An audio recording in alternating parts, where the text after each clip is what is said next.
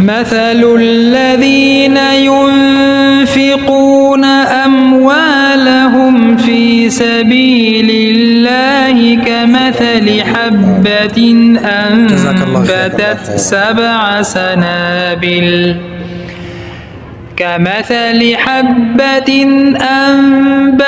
سبع سنابل في كل سنبلة 100 حبة والله يضاعف لمن يشاء والله واسع عليم. الذين ينفقون أموالهم في سبيل الله ثم لا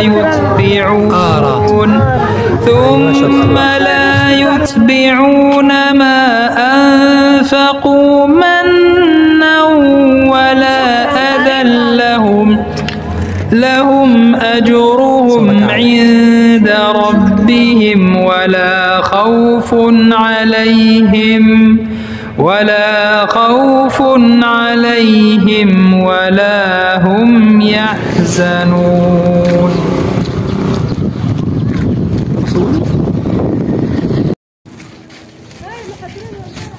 مع الخدمات اللي قدموها. كل عام وانتم بخير.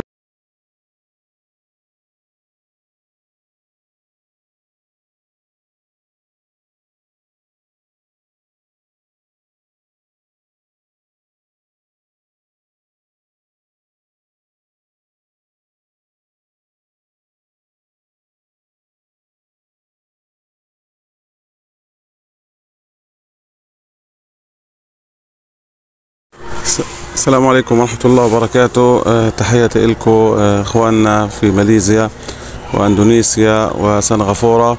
نشكر فريق ARA على هذا الدعم المتواصل، وجزاكم الله خير وبارك الله فيكم وتقبل الله منا ومنكم صالح الأعمال. وتحياتي لكم من شمال غزة.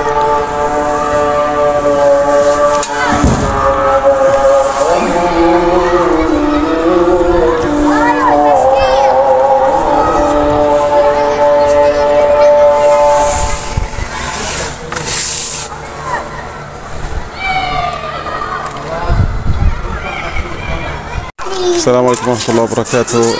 بارك الله فيكم اخواننا في ماليزيا اندونيسيا سنغافورة. نشكر فريق ARA على هذا الدعم وبارك الله فيكم وتحياتي اليكم من شمال غزة.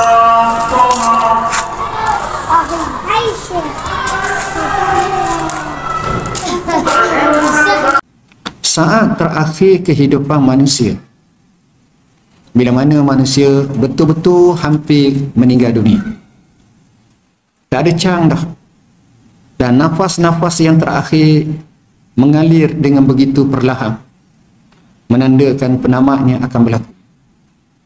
Dalam keadaan seperti ini, manusia sebolehnya mohon kepada Tuhan satu perkara, kerana nak melaksanakan satu perkara. Mohon satu kerana nak laksanakan satu. Apa kata manusia hamba Allah ini? Lau akhartani ila ajalin qarib fa asaddaqa ya Rabb. Kalau engkau boleh paspung sikit umurku ni, sikit je tak apa dah, ada ruang dan peluang, aku nak sedekah. Jadi tajuk pada malam ni kita angkat keajaiban sedekah. Kadang-kadang kita bincang bab sedekah ni banyak kali. Sejak daripada kita kecil kita dengar tentang sedekah. Kita dengar tentang fadilat sedekah. Kita dengar tentang keistimewaan sedekah. Jadi pada malam ni kita nak bincang satu tajuk, keajaiban sedekah. Kenapa kami menamakan keajaiban sedekah? Kerana pemikiran kita biasanya bila sebut sedekah ni, barangan habis, duit habis, harta habis sebab sedekah. Sedangkan kita lupa bahawa dengan sebab sedekah itu, dia memanjangkan jangka hayat manusia, memurahkan rezeki, menyihatkan tubuh, melepaskan daripada bala, menyenangkan hati, mendapat dan memperolehi kebahagiaan, memudahkan segala urusan, menyebabkan dikasihi oleh manusia, menyebabkan manusia bermurah hati kepadanya, dan Allah kasih, menyebabkan dia menjadi tenang dan senang dalam hidup. Nak bincang tak habis bab sedekah ni. Dan bila kita buat kenyataan-kenyataan seperti ini, itu tak bincang lagi berkenaan dengan apa yang akan dipahalakan dalam mizan hasanat kita pada hari akhirat kelak. Kalau yang itu kita boleh tengok, maka kita akan rasa jauh lebih hebat daripada itu lagi. Saya bacakan firman Allah Ta'ala sebagaimana dalam surah Al-Baqarah. Allah menyatakan, A'udzubillahi minasyaitanirrajim. Masalul ladzina yunfiquna amwalahum fi sabilillah kamasali habbatin ambatat sab'a sanabil fi kulli sumbulatin mi'atu habbah wallahu yudha'ifu liman yasha wallahu wasi'un alim. Mafhumnya, seumpama orang yang berinfak, bersedekah pada jalan Allah. Bila pada jalan Allah ni maknanya kerana Allah, bukan riak, bukan wujud, bukan takabur, bukan nak menunjuk, tak, kerana Allah sungguh. Orang macam ni, dia impak harta dia itu pada jalan Allah. Allah cuba perumpamakan. Perumpama apa dia? Sebiji benih. Benih padi lah katakan, sebab kita padi tak payahlah gandum, tak nampak sangat, kena padi. Ambil sebutir buah padi tu, yang bukan dijadikan beras, padi nak tanam ni, letak dan tanam. Bila dah tanam tu, Allah tumbuhkan daripada pokok padi yang sebiji benih tu dengan 7 tangkai. Dan setiap tangkai itu pula beratnya ada pula 100 benih. 100 biji padi. 7 kali 100, maka 700.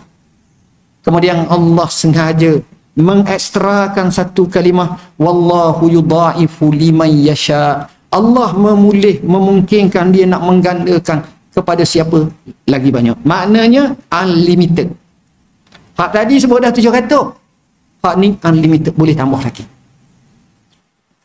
Dan Allah itu sifatnya maha luas, lagi maha mengetahui. Soalannya tuan-tuan, sebelum kita pergi kepada tafsir ulama, kita tengok, kita ada kementerian khas berkenaan dengan pertanian, asas tani dan seumpamanya nama. Kita ada Mardi, kita ada macam-macam contoh.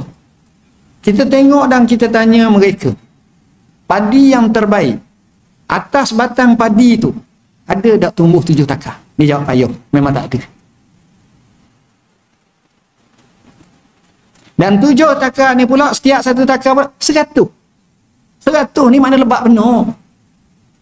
Tengok macam mana pohon padi sebatang tu dengan 100 setiap takar, ada pula 7 takar. Memang pada hukum adatnya hampir mustahil. Bukan mustahil, hampir mustahil. Kok ada dengan AI sama moden, dengan cara pencapaian high tech dalam bab pertanian ni, dia boleh buat, tapi masih lagi tak mampu, kerana Allah sebut wallahu yudha'ifu liman yasha. Allah boleh tambah berapa kali ganda dia nak buat tambah. Ini tawaran Tuhan. Tuan-tuan gaji dengar tak orang main saham? Jarang kita tengok orang main saham ni dia untung ataupun lebih pada 100%. Ada, bukan tak ada, jarang. Dia melabur RM1, dia dapat 10% tu kira berjaya dah. Jadi dia kena banyak angka nak dapat 10% ni.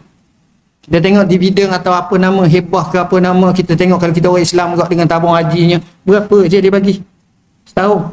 3.1, 3.2, 3.05 dan seumpamanya.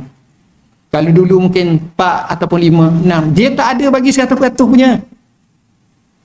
Nak ceritanya, bila berlaku pertandingan ataupun boleh semak bagaimana offer Tuhan dengan offer makhluk, jauh, offer Tuhan jauh lebih besar.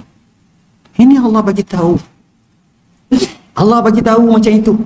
Maknanya, siapa yang infak pada jalan Allah, maka Allah Subhanahu wa taala akan gandakan kepadanya.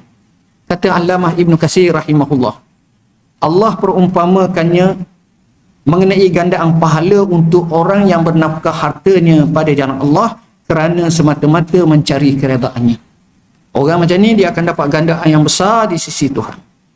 Al-Imam An-Nasafi rahimahullah dalam kitabnya Madarikut Tanzil menyatakan, bahawa Allah membuktikan kekuasaannya dalam menghidupkan yang mati, seterusnya Allah menggesa supaya menginfak pada jalan Allah kerana pahalanya sudah tentu amatlah banyak. Ini jelas. Mereka tengok macam tu, maka fahamlah kita betapa hebatnya pahala mereka yang mencari rezeki daripada Allah, kebaikan daripada Allah, kelebihan daripada Allah. Saya baca satu ayat sahaja lagi sebelum kita berpindah kepada hadis Nabi SAW, sebelum kita bincang secara khusus berkenaan dengan keajaiban sedekah. Ayat yang kedua, sebagaimana yang disebut dalam surah Sabah, ayat 39, Allah kata apa? Firman Allah Ta'ala, a'udzubillahi minasyaitanirrajim. Wa ma anfaqtum min syai'in fahuwa yukhlifuh wa huwa khairur raziqin. Tidaklah kamu infakkan daripada sesuatu. Min syai'. Min ini salah satunya menunjukkan litabai sebahagian. Syai' itu datang bentuk nakirah yang memberi makna boleh jadi sikit sangat. Seria kita masuk masjid, kita letak dalam tabung tu. Seria ni kalau kita infak pun tak rugi, kita simpan pun tak utuh.